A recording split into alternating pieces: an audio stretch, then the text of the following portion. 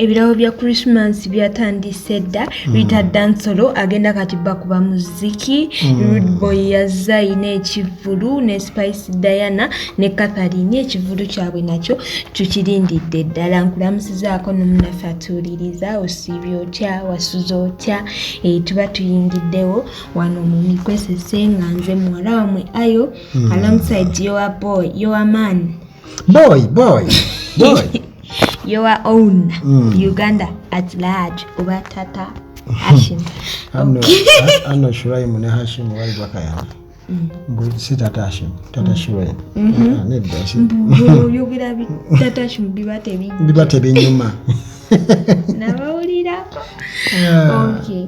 Kakati tuyingiddewo tewerabira kusubscribinga, like, share, comment and don't forget the notification bell so that you get notified anytime we post and the birthday wishes. Don't forget my number eriawo wenyini ojijjayo nokola kino sobola okuweereza message ayo wammwe nako tujja kwongera baani abalina birthday leero. In the birthday today tuyinawo ka baby bakayita Lucky nga daddy wako akawishinga birthday ennungi daddy wako ayitibwa Chiza Patrick kawezeza waniya naye ali bweru ndowooza omukyala yamuleka yaleka akoze omulimu n'azaala nga taliiwo katakana kawezeza omwaka. So happy agamba he just can't wait to come back next year akoleki akalabe kuwaken tebamala kizadde tebamalirewo kizadde okimanyi kakati olwo bagenda kazaako kati ate wajjira baba bazaako kazi kakati munnange ebirabo bya Christmas byatandise dda era nga yo omukyala Vivian Tendo omwami yamukozeeko dda tetulina kye tumugamba. She posted on Instagram emotoka eri ku UBS agamba thank you to my man naisakateyidi thank you to my man to his man thank you to my man thanks my mom thank you okay yikyona kyataddeyo omwami we Moses Tinsley waiswa bamuki Asoga awo nyine Asoga mwebalige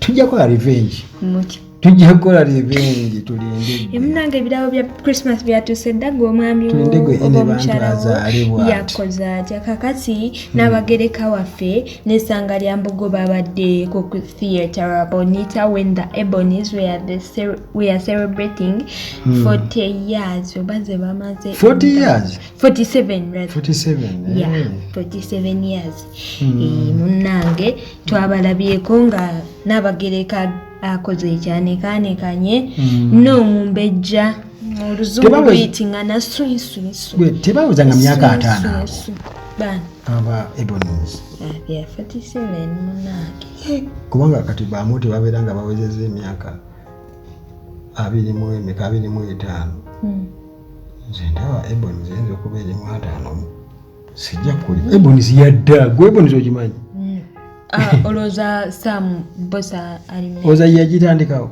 waliwo Bajimi Katumba botamanyi era sibamanyi bano bamitan Sam balagadde Bosa munnange n'abagereka was there kakati Rita Dansolo oli byennyini Rita Dansolo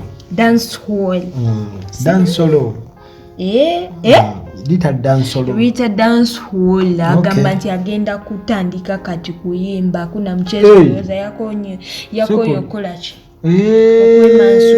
agenda okulaba wali ku show ya Dexter Dubs ng'akikuba oye batwatifu atajjirawo n'abakuba era nga yagambye nti agenda kutandika okuyimba to make money kubanga buli kimu ebisigadde abifunye ati Dexter mu dancing okujjako sente kitegeeza mu ebyo ategeeza kumanyikwa Dexter Dubs ate yamuwanga N'agamba ayagala kukyusaamu agenda kukola music for her financial reasons. Enswa bw'ekyusa amaaso nga naawe okyusa envubo. Ako nkamanyi. Okamanyi? Jjajja yakakubuulira. Jjajja. Jjajja wange alina ekivumo kye yavumanga. Twatukaanga tukuze ne tumubuuza naye jjajja lwaki mu bivumo byonna ng'ovuma ekyo. Nakugamba swine kafadanga. Kafodongo.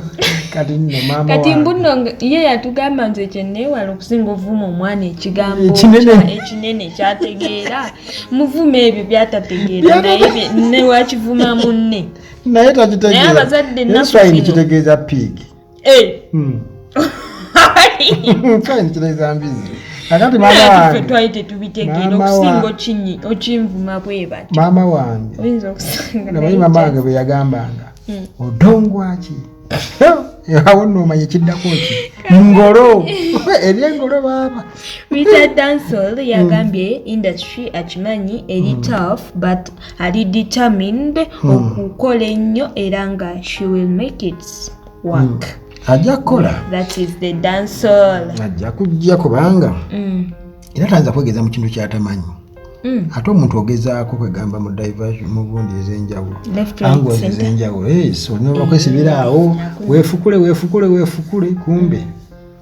Beefukula bagyefukula muddo. Kakati omuyimbi Nigeria Rude Boy omumanyi. One yayimba. The way she yabiganye. Giranze nkube. I was feeling so sad because I was so alone. So fun. Episode chikiriza nti kayimba sikamanyi kayimba. Okay, kakati Rude Boy is a Nigerian. He's already here in Uganda. Aze kuyimba concert. Yeah, again he has a concert in Gulu. Aine Chivulu Gudu and babadde Prince Conference in actually in a hotel Mugulu City that is northern Uganda, right? Yeah, aina concert on the 21st of this month. Eranga yabadde ku Prince eyo yaprezinze omugenzi Mose Radio. Nagamba Mose Radio wasn't just a great artist but a legend who changed the game in the African music. Nagamba he's someone I looked up to and his work continues to inspire all of us in the industry. We must keep his spirit alive through our music and the way we celebrate our culture. That is our Rude Boy. Gwene Abba. English too much. Me and Abba? No, that was Rude Boy, not me. Auntie, Gwene Abba. English too much. Abba yoga oluzungu wano bafulufiga ne babula abantu babaje ne babula abantu okugamba. Did you see him going to visit Jose? Yeah, Jose was so happy that. Did you see? Nagenzeyo namugamba munange mbu smart of us manya mukubanga tondekera muziki tubaddeyo babiri fekka magakati bonogira ojja kubondekedde endongo ndekede n'amayinja genatandika kati nuno ndese circumference now you want me to circumstance eroni bambi. But they were the big three. Bobby Wine, Bebe Cool, Chameleon. Kati Chameleon ye kati takyali big. Alichi. Small. Akyali big. Alice. Omuntu gwe badde bakyabuka ne ku Saturday. Small size, I mean the size. Saturday abadde alinayo show. Okay. Bookings era bagisazizaamu. Bambi. Ndowooza promoter n'abeera akola ki. Ne kati bwe bali mu kunoonya ssente. Kumutwa. Jeno Museveni agenda muwasente ko bali mu America bamujjanjabe.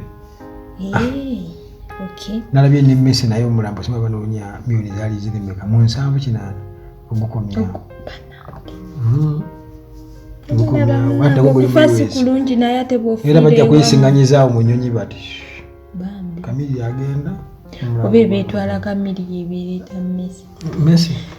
Oba tebamutwala wamu. Tevunda mu comparinga ku bwali mufu. Okay. Atuno mulamu. Kati. We ain't comparing. Yeah. Tukola ki?